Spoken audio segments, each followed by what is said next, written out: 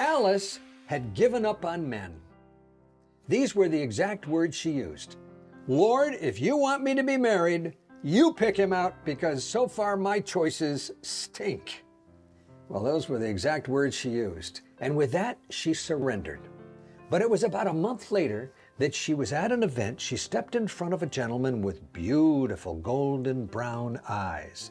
They started a conversation, and they talked, and they talked.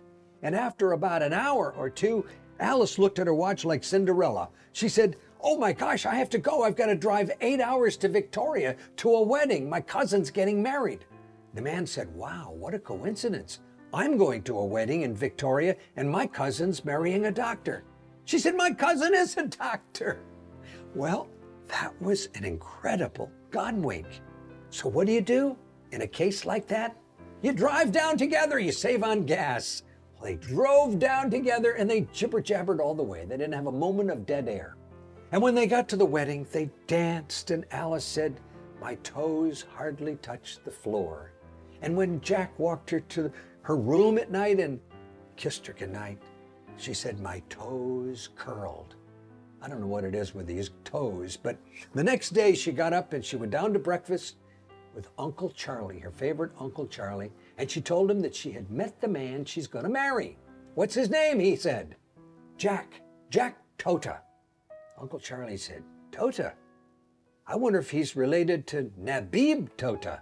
At that moment, Jack walked into the kitchen and he said, Nabib is my uncle.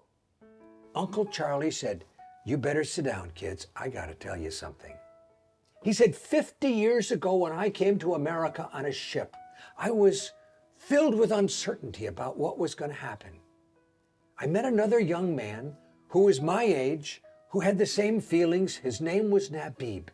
We were best pals all the way across the ocean.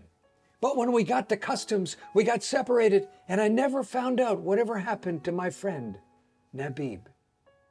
Well, a year later, there was another great wedding.